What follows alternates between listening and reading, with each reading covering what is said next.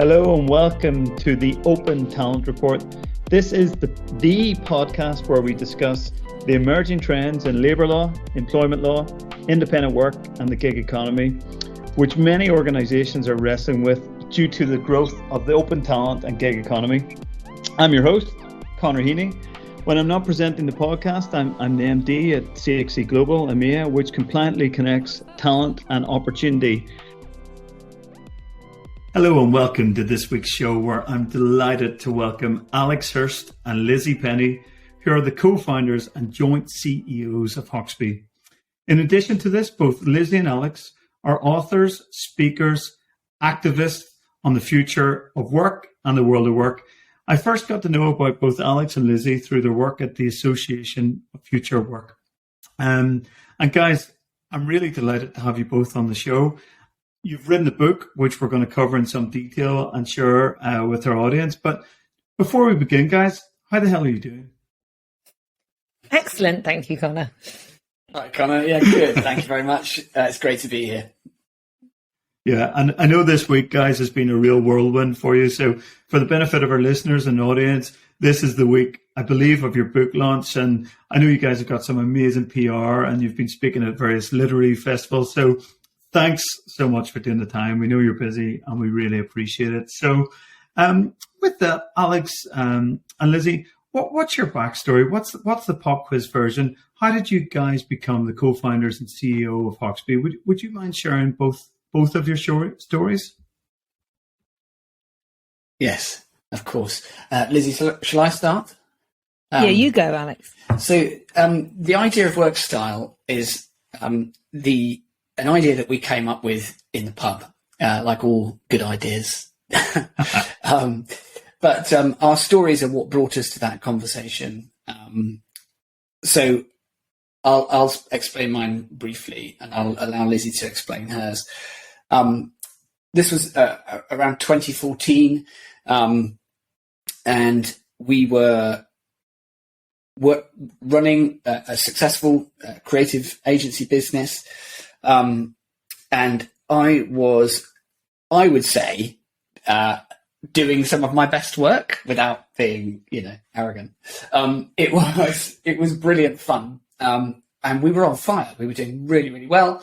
And I got a real buzz out of it. And every day, was good, but every day was measured for me in terms of time. So I would get up at 5:30. I would catch a train around 6:30 to get into the office by 7:30, and then I wouldn't leave there until 6:30, 11 hours later. And I'll be honest, I was okay with that. As I say, I felt like I was on fire, but eventually I burnt out. And I became a shadow of who I was. And I realised that the problem was because I was assessing whether I was doing good work on the basis of how many hours I was doing, and not really on the basis of what I was delivering, what the output was. And it took my wife to tell me that I was a shadow of my former self for me to really see that, and to then go on the process of diagnosing burnout and working through it to this point of realization that I needed to rethink how I thought about work. And that's what I took to the conversation in the pub with Lizzie, which is this desire to start working more towards outputs and to care less about how many hours I was doing and how present I was being in the office. So I will take over from that conversation in the pub. So for me, it was a slightly different catalyst, Conor. So I am embarrassed to say that I didn't see the inequalities at work until I had my first child. Until then, my husband and I had been really equal in how we worked. And it was when I had now my oldest child that I suddenly realized that actually working 9 to 5, 5 days a week did not work for me. I didn't go out in the evenings anymore. And I would much rather have worked in the evenings when my son was asleep, and be able to be with him in the day, for example. And so for me, that was the catalyst that started me looking around more critically at the workforce and those who are included, but more importantly, those who are excluded by the 200-year-old 9-to-5, 8-hour working day that is essentially a legacy of the Industrial Revolution and feels very outdated for the time that we live in. And so I said about starting Hoxby with Alex, because when we went looking for an organisation working in a Workstyle way, we couldn't find one. So we decided to start our own. But having started that, I then, in my second pregnancy, had some very serious complications, had to have surgery and was then on bed rest for 9 weeks. And that was a time when I was really crippled with anxiety, I think it would be fair to say. And being able to work in my pajamas in bed and escape into my laptop where nobody knew where I was or when I was going to be working. They just judged me on my output and I could be defined by my work rather than my circumstances, was unbelievable. So that really gave me a new perspective on just how powerful this Workstyle way of working could be. And then my twins both survived against the odds, and we couldn't actually fit the double pram in the front door. And so we decided to move out of London and across the country to Bristol. And again, Workstyle triumphed again because my work was in no way interrupted. My husband had to leave his job, find another job, but for me, there was no change. And then happily settled in Bristol in 2020, amid the mayhem of the COVID pandemic, I was diagnosed with breast cancer. And yet again, it was another chance for me to see the personal power of Workstyle, because I was able to not be defined by my diagnosis, which was really important to me. I didn't work very much, but I worked enough that I had something else to think about when I couldn't sleep at night, and I still felt like I had a purpose. And for me, that was unbelievably valuable. So for me, it's not just the story that led me to the pub. It's actually been the story that probably led me to writing the book with Alex. So yeah, that's why Workstyle is so personally important to us. And what we probably haven't said is what exactly was the conversation in the pub, which was, look, we both just want to work whenever and wherever we choose, to be judged on our output. But how do you create a business and the basis for human collaboration where those are the rules, where it's not about 9-to-5 office-based working, it's about working from anywhere at any time? What we need is a word that helps us do that in a way that isn't loaded with the traditional prejudices that come with working flexibly or differently or from home. You know, we don't want to be flex pests. We want this to be the universal language. So we need a word to help us describe how we choose to work so that it fits around the unique aspects of our lifestyle. Why not have a Workstyle and build a business called Hoxby where everybody can choose their own work style? And that was the start of the idea, and that was back in 2014. And as you rightly say, we're now launching the book on Workstyle to take the idea to the world and show them everything we've learned through having done it for all this time. Wow. Alex, thanks for explaining that. Lizzie, I can't help, because I'm human, be moved by your story and I guess what you've come through, and also Alex, what you've come through as someone who's suffered from burnout myself, thinking that you have to outwork everyone else to get ahead, which I guess sometimes is the reality that we can't escape from. Is there a better way? I hope we can explore it in this podcast. I hope we can explore it by listening and speaking to other founders that have went through similar pains and similar problems. But from both your perspectives, guys, what are the key principles of embracing Workstyle in your book? And how can organizations implement those key principles? Yeah, so we think that there are three things that really underpin Workstyle. And what's interesting is, we talk about Hoxby as a big experiment. We don't profess to have all the answers, but we certainly are a lot further along the line than the vast majority of organisations in working in a fundamentally more inclusive and healthy way. And so we set up Hoxby as a social enterprise and now B Corp, specifically to look at testing work style and practice and ensuring we could do it in a way that delivered amazing work. And we work with big businesses like Unilever, AIA, Merck, Amazon. And really early on, we found learned three lessons, I would say. So the first is that to work this way, you need to work asynchronously. You need to not expect people to be working at the same time. And it doesn't matter if people are working at different times. That will make them exceptionally productive. And there are collaboration tools that mean you can still feel really cohesive as a team. The second thing is to be digital first. So there are some incredible tools out there now that mean that you can collaborate digitally. For example, at Hoxby, we don't have an office. Slack is our office. We also use Threadit to exchange video messages. We use HubSpot. We use various other systems. And altogether, our tech stack is what makes us able to function as an amazing, supportive, collaborative community. So digital first is the second thing. And then the third thing is about being trust-based. And I think this is about culture, essentially, something that we've spent a long time and invested a lot of energy in building and now actually consult to others on as well. And so being trust-based and fundamentally believing that other people will be accountable for their output if you give them the autonomy to work where and when they choose, is absolutely central to Workstyle working. And I think that's so important because a lot of organisations since the pandemic have moved to working in different ways, but haven't necessarily invested in the culture change that you need to underpin that to make it really work.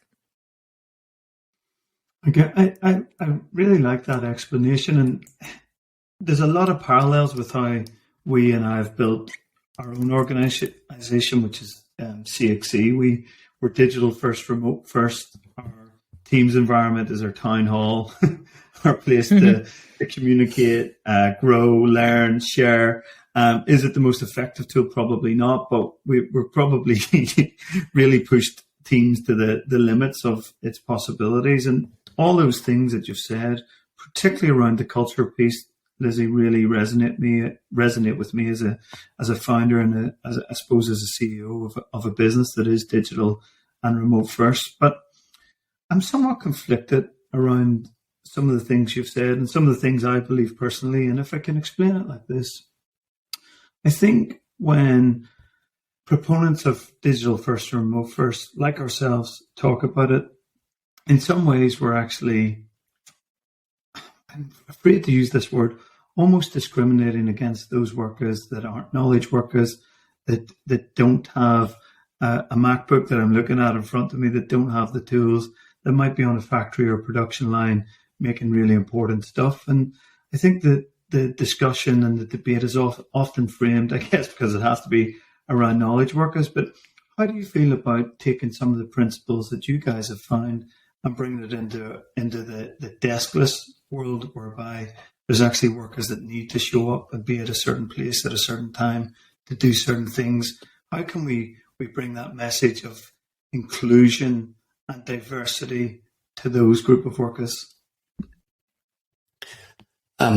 I think you make a really good point. And probably the thing to say first and foremost is that work style is a word that enables people to have more autonomy over when and where they work. We're trying to give people more agency, more control to decide how they fit their work around their life. So this is about, rather than mandating when and where someone works, giving them that autonomy to decide for themselves. And autonomous work is probably the next step on from sort of flexible working and hybrid and remote that are kind of other mandated systems that have evolved out of really what is basically a traditional industrial age, Monday to Friday, 9 to 5 concept, where much of the work was in manufacture. And much of our work now is knowledge-based.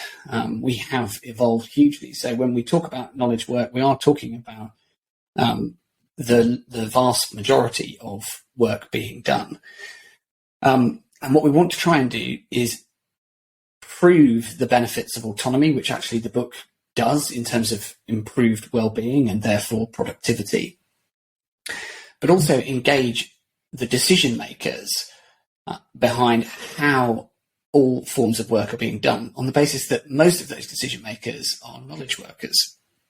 So can we influence them to adopt Workstyle and autonomous working, and then apply it to whatever work they oversee and workers they oversee, and in what context those workers are operating?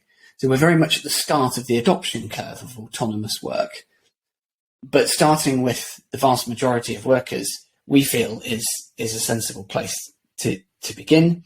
But there are also examples of where seemingly fixed location type work is being done differently, and we include those in the book as well. Birdsall being one of them, which is a company that has decentralized the nursing system.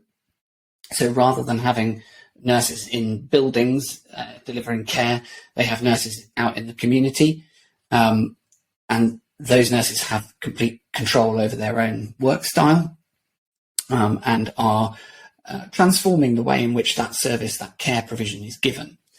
So it's early days, but I think what we're seeing is a shift in mindset around what it means to work, and the technologies that have enabled us to now rethink that are really just starting. We are just at the start of this digital age, this digital revolution. And what we must have is a working work-style revolution that goes with it to help move the way we think out of our industrial age paradigm and into the digital age that we now live in. I love some of the phrases there, Alex. Autonomous working. I really like how you've described that, and I like the work style revolution, and that really ties into some of my thoughts around the freelance revolution, which I'd like to come on to in terms of the problems and challenges that Hoxby are solving for. But before we do that, guys, we had Rich Wilson, who's the CEO and co-founder of a marketplace platform called Gig.ai on the show some months back, and Rich spoke very powerfully about the burnout that he experienced and suffered. And also he had some practical tools and tactics to help listeners and people suffering that overcome their burnout. Within your book, guys, is there any tools and tactics that you would recommend organizations embrace to help their teams stop suffering from burnout? I think the thing that we advocate for in the book, and the book is really laying out the case for Workstyle, and that encompasses why it's better for organisations and for individuals. And we look at well-being, and one of the aspects of well-being is mind specifically, and why Workstyle is a much better way of working for mental health. But the thing that we are advocating for organisations to do is to move towards a Workstyle way of working. And we say that recognising that we are the extreme version at the moment. We are as extreme as you can be. And that's the point, that we're proving the concept. But for us, I think the big shift that organisations need to take is to fundamentally reshape the way that they work in order to be inclusive to, in the book, we talk about 7 excluded groups, and one of those is mental health. But if organisations move to working in more of a work style way, they will not only help support those with mental health challenges, but also the other groups, which include older workers, carers, people suffering from chronic illness, those living with physical disabilities, mental health challenges, as we've said, parents, and those who are neurodivergent. And in the book, we distinguish between people who are discriminated against and people who are structurally excluded. And these 7 groups are structurally excluded by our prevailing traditional way of working currently. So I think for us, it's not about making small adjustments to try and help those groups. It's about fundamentally redefining how we work in order to include everyone in work on their terms. That structural piece, Lizzie, I'm really interested. Can we maybe delve into that in a bit more detail? Does that involve people that might have committed crimes, for example, that might be excluded from the traditional way of working, or just jobs? Actually, probably that's a better question. Do you go and look at those folks, and what can we as business leaders and hopefully practitioners of the Workstyle revolution do to integrate those folks into our work environment? Yeah, I think it's a really good question, Connor, because in the book we talk about the excluded groups, but then discriminated groups. People often think of that in association with gender, with race, but also there is far-ranging discrimination. And that might encompass those with criminal records. It might encompass those going through the menopause. 1 million women have dropped out of the workforce because they're going through the menopause. So there are really extensive groups who are not able to engage with work in the way that they want to because of the structure of work itself. So, for example, older workers, we think is a really important discussion area because we have an aging demographic. We simply aren't going to have enough people to do the work if we don't change our structure, because people will just age out of the workforce and we will be left with not enough people. And similarly, we won't have the social care to be able to sustain that. So we need people to be working longer. But currently, only 39% of retiring workers do so voluntarily. So 61% would prefer to continue working in some capacity. So that's a huge gap between the people who are retiring because they want to and the people who actually would rather keep working. So I think it's interesting because when you look at labour markets, we're at a point where unemployment is obviously low, but we do need to consider that where organisations need to ensure they have the right person for the job or someone who can do the output brilliantly, they will have to reshape work. And I think this will be the catalyst for organisations to make a change. They will have to reshape how they work to be more inclusive in order to sustain their growth and build competitive advantage. So yes, is the answer. But what we're trying to do is, rather than making specific adjustments for specific groups, we are looking at how you can reshape work fundamentally so that everyone is included. And the best way to do that is to think about individuals rather than the groups that they might belong to. And Workstyle, we talk in the book about how Workstyle, by its nature, invites you to think about your own individual preferences, your own individual choices of when and where you work, and they will be driven by your own personal circumstances. And it's a highly individualized, therefore, way of working. But it also encourages you to therefore treat everyone else with the same sense of individuality. People have their own work style for their own reasons. And we talk about this as an attitudinal shift that Workstyle creates. It takes you out of the assumptions around everyone being in jobs and everyone working 9 to 5, Monday to Friday, and into a place of individuality and how everybody is making their own choices about their own work style and bringing their own unique contribution to work, to the workforce and to the project that you might be working on or the business that you might be a part of together. And that, we think, that attitudinal shift can be profound for creating more inclusive workplaces. I love that individualization, guys, because I think back to the beginning of my own career as a trainee lawyer, right? You couldn't get more stereotypical if you tried. You have to turn up at work at 7 a.m. You have to do all your work at a desk. You have to wear a suit and bring a bloody briefcase that looked a certain way. I had to work from 7 to 10 right at night time, and no life. Everyone was the same. Everyone's pretty much spoke the same, pretty much all white blokes or all white ladies, working in Dublin, working in London, and there was no room to be an individual, right? And I absolutely hated that. I couldn't abide it. And but Connor, what's interesting is that still exists. I think Alex and I sometimes have the privilege of living in a Workstyle world, consulting to forward-thinking organisations. But every now and then, I was actually talking to a lawyer last week, and it sounds like what you're talking about as being, something very outdated.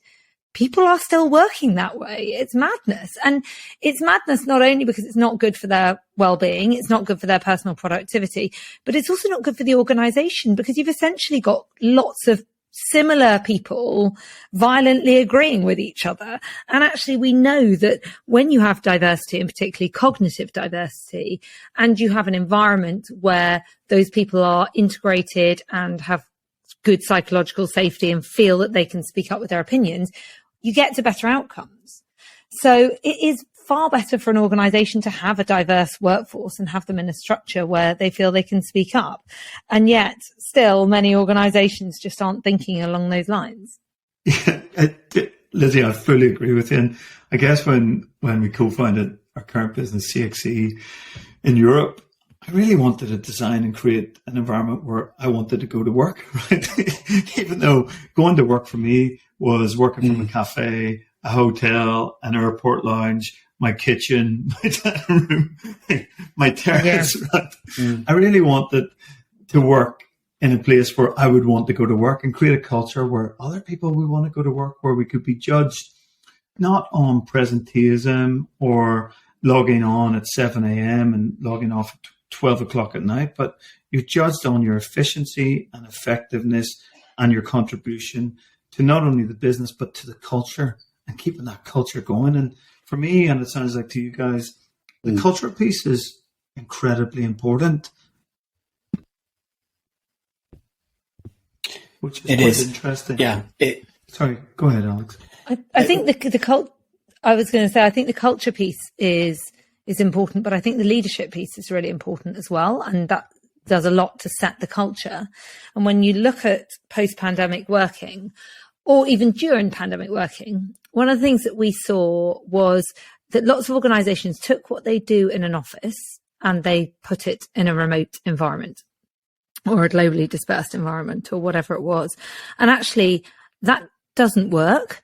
You need to be conscious of your culture, and you need to be conscious of your leadership such that you are involving everyone and making sure that you're seen in different ways that just aren't the same as in the office. And actually, we have our own kind of framework of remote leadership with 14 different elements that we think are really important when you are leading a remote team. And by a remote team, we mean a team which has anyone working in it who is remote.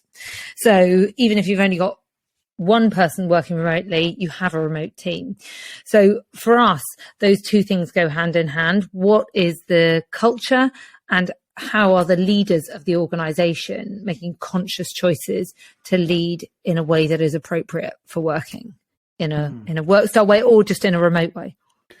And Lizzie, was there any book or books that you guys read when you were going on this journey of setting up Hoxby? And I really want to come on to what you guys do, but I'm finding this conversation really fascinating, and I hope our listeners are too. But was there any book or people that inspired you? Because I can reference a book that inspired me when we were setting up CXE, which is a book called Maverick by Ricardo Semler, who was the sort of rich son of an industrialist in Brazil. And basically, he got to run the factories, right, when his dad was retiring.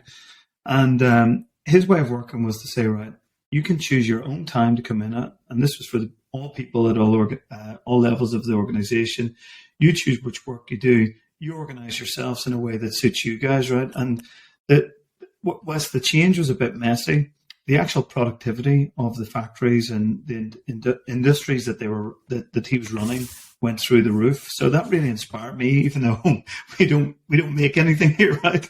But was there any book or people that inspired you guys when you were going on that journey?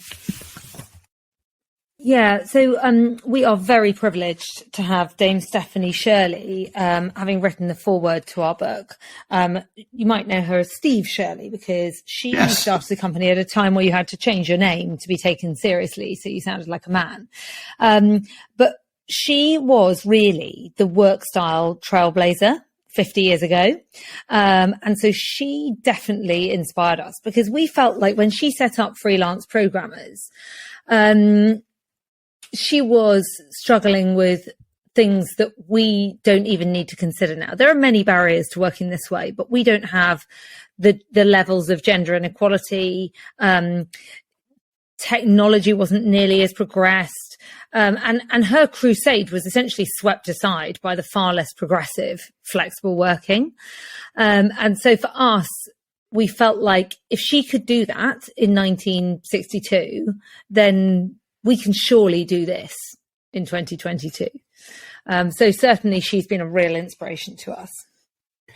Yeah, I think around the time we were sort of coming up with the idea of Workstyle as well, Emma Gannon wrote the multi-hyphen method, which kind of, I think, popularized the idea that a portfolio career could be potentially more rewarding than a single job for life, as a mentality of being able to tap into the sort of multifaceted sides of ourselves as individuals and working in different lines of work and get energy from that. So that was definitely, I think, an important book in terms of capturing the mood around what it means to earn a living. But also, I think latterly, Rebel Ideas by Matthew Syed has been really, really good in helping us to understand cognitive diversity better and what that means for collective intelligence of project teams and organizations that are working together, and has kind of helped us to begin to work on our own deeper understanding of collective intelligence too. And guys, just for the benefit of our audience, some of whom may not be fully familiar with some of the terms that we're discussing, but what is neurodiversity in your opinion and your experience?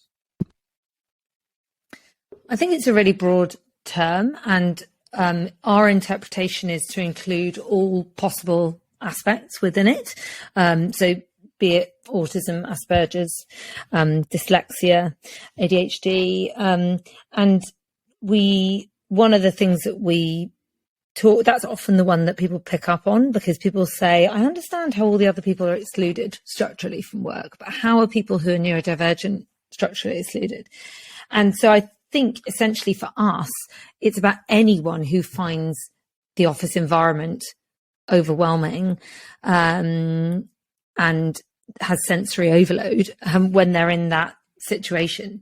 And for us, this is a particularly important group because 77% of people with autism, for example, want to work, but only 26% do. And that's a gap that's actually widening.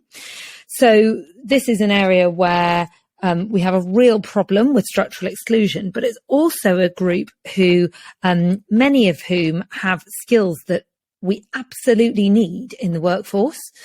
So there are skills gaps. There are people who want to work, and those two things are not being put together.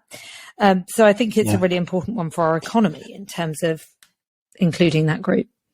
It's also important because you're right, Connor, we're using terms that sound pretty similar. Neurodivergent people, as Lizzie's described, are often grouped as a group of people who are neurodiverse. One of the things we've been talking about is cognitive diversity, which is a slightly different thing again. Yes. So cognitive diversity is about having people coming together who think differently. And for example, to your law firm example of people who look the same and talk the same and act the same, the outcome of that is groupthink, I suppose, as we know it.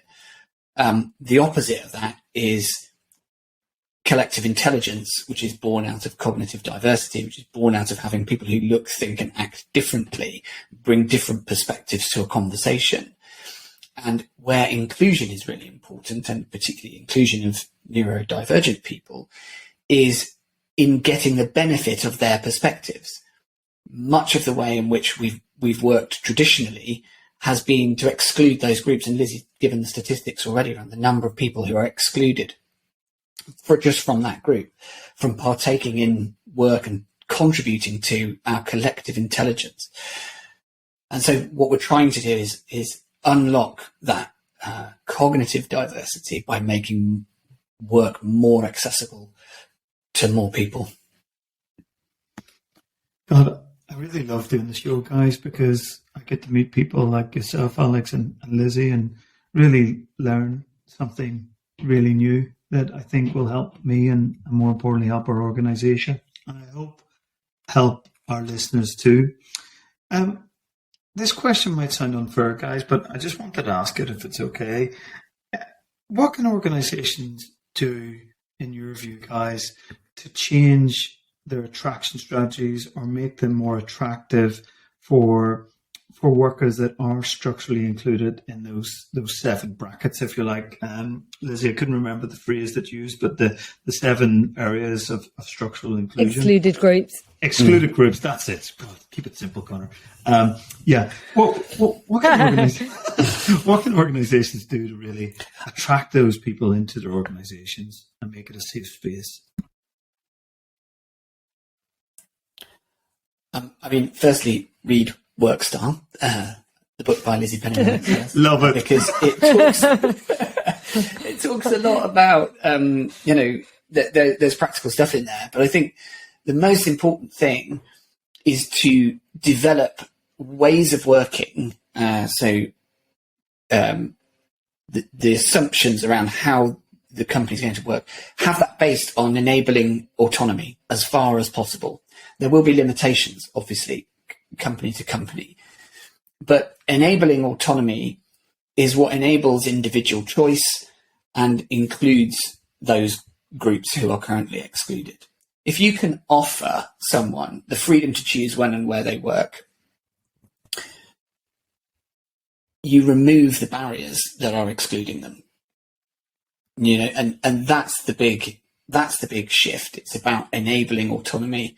And that's what we try to do at Hoxby through our services, where we go and talk to a company and help them to future-proof their business. And future-proofing is really about creating autonomy and the cultural conditions for that to thrive. Thanks, Alex. And Alex, if you can, and Lizzie too, may we look specifically at the problems and challenges that Hoxby is solving for?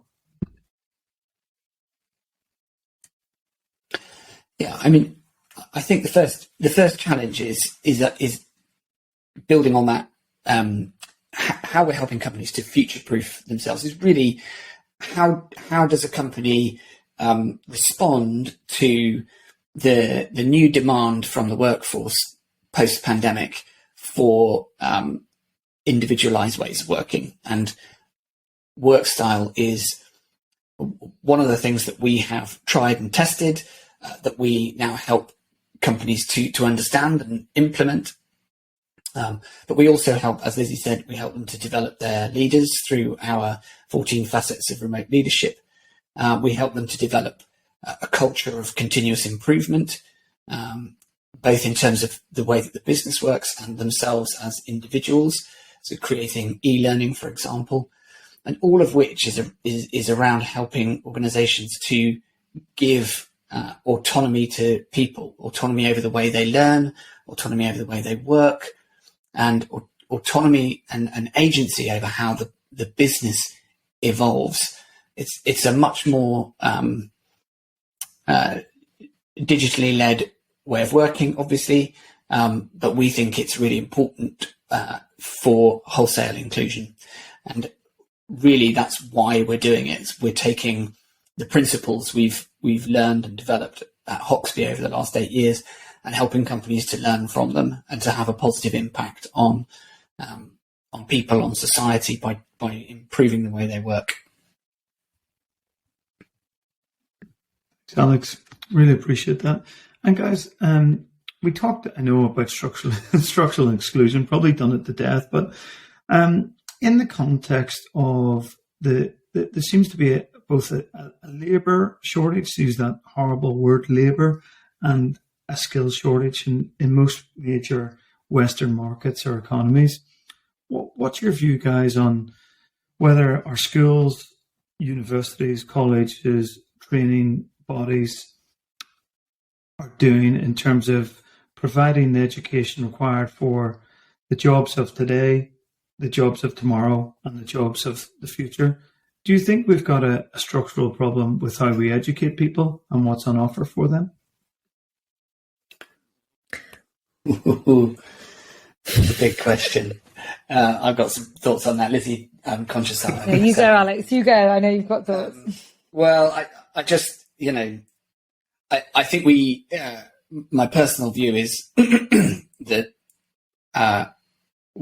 where we used to educate and impart through basically imparting knowledge and testing someone's understanding of that knowledge, I think increasingly knowledge is something we can access when we need it.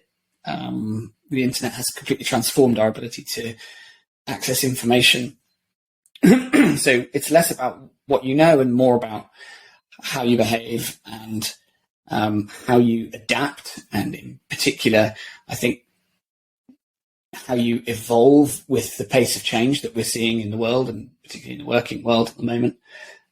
It's incredibly volatile, incredibly changeable, and what we need is for people to come into the workplace with the skills to adapt to that change, to influence it, and they are really, for me, more kind of fundamental attitudinal and behavioural traits than they are knowledge-based. I would love to see a change in the way that education happens to be more in that space. Thanks, Alex. Lizzie, what's your thoughts on the same question? I think for me, I know Alex is passionate about the education stage. For me, a lot of it is about careers and the way careers are viewed as well. That I think at schools are still teaching with the mindset that you will go into a job for life or a traditional career, rather than considering, as we've already talked about, portfolio careers or the tech skills that are needed to collaborate and be successful in those ways. So I think that there's a real need for a refresh in the way that we view careers, and particularly for younger people going into the workforce, how we frame that so that they don't consider that they have to be a lawyer or an accountant or an astronaut. They can be something, one of the myriad jobs which will be growing over the decades to come. And I think part of building on what Alex has said, understanding the importance of emotional intelligence and the role that that plays in those careers. Because as we see the rise of automation and we'll see some jobs displaced by that, it's the emotional intelligence that is so important. And at the moment, I think that's really undervalued in how we educate in this country, certainly. Yeah, I concur with you both, guys. I agree with both your comments and your hypothesis. So, Lizzie, you mentioned automation and jobs displacement. I suppose there's some dystopian thoughts around that out there. There's an economist called Vasily Leontief, and he did some research around horses before the advent of the combustion engine and also before the advent of the motor car and the truck. And he looked specifically at New York in the early 19th century. And I think at the time there was around 7 million horses in New York and the associated areas around it. Essentially within the space of about 30 years, there was very little horses left, but lots of motor cars. And his hypothesis is that due to automation, that humans will essentially become the new horses, right? And or the old horses rather, and that our jobs will be displaced. So that's a rather bleak view. I understand and appreciate it, but I think it makes a good story anyway. But what's your take, guys, on automation and jobs displacement? I think we aren't experts in this area. I think we speak more about autonomy and individualization of work than automation specifically. But our understanding is that actually it hasn't been borne out that automation has necessarily eliminated jobs. It's more just changed the jobs that humans need to do. And I think it's really interesting when you look at predictions. It's like Keen saying we'll be working 15 hours a week and we'll have so much leisure time we won't know what to do with it.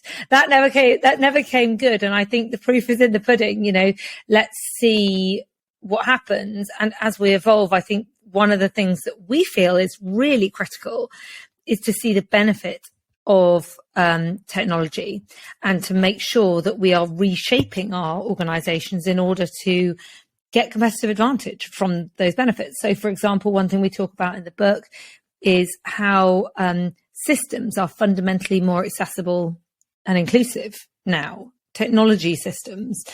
We use Slack, we use a lot of emojis and GIFs, and the ability for people who find that overwhelming or using a screen reader to just turn those off is really important.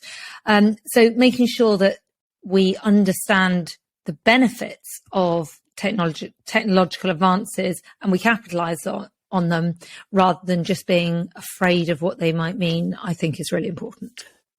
Yeah, I completely agree. And I also think, let's not forget, it's on us as humans to decide what we do with technology.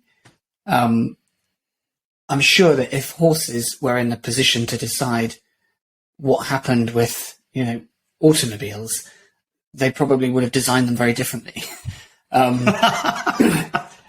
I think that it's worth remembering that, I think, in this context. I love it. Oh, guys, it's taken a dystopian turn, but that's quite uplifting. Both your answers, guys. So, guys, but before we close the show, we have a question that we ask all of our guests, and I'd really love to ask you both this question. What do you believe is going to be the future of work from your own perspective, guys? We're going to have the same answer, I think, Connor. Workstyle. We talk about the workstyle revolution, and we don't do it lightly. We see the workstyle revolution as being the next industrial revolution. This is we really think that this could be adopted widely and could impact many hundreds of thousands of lives if it is. So for us, the future of work is about equality and it's about wellbeing and productivity, and the thing that underpins that is workstyle. Yeah, unsurprisingly, I completely agree. But I think what's important to know with this is it's a word that we need now, because if we don't create new words, we just get stuck in what we've always done and get what we've always got. And it's a word that we need particularly right now, post-pandemic, where the world has experienced something quite unique in opening the eyes of millions of people to the potential for a different way of working. It's also raised a lot of questions, and Workstyle is the answer, a tried and tested answer for how to make the most of the opportunity that's in front of us right now. Let's use the COVID pandemic as a catalyst for positive change in redefining the way we work in the digital age. Love it, guys. So I suppose the future of work, guys, according to Lizzie and Alex, is Workstyle. And guys, I've thoroughly enjoyed our conversation today. I think I've learned a lot, and I hope our listeners and our audience have also. Where's the best place, Lizzie and Alex, to purchase your book and reach out to you both? So it's available on Amazon now. And you can contact us either through LinkedIn or at Lizzie and Alex at workstylerevolution.com. Yeah, and there's loads more of this wonderful Workstyle-led content at www.workstylerevolution.com. Guys, that's tremendous. Wish you every success with Hoxby, but also with your book. And I've really enjoyed today's show. Guys, thanks so much. Likewise. Thanks for having us, Connor. Thanks for having us, Connor. Yeah, really enjoyed it, guys. And take care of yourself, and look forward to seeing you both soon. Thank you, guys. Take care.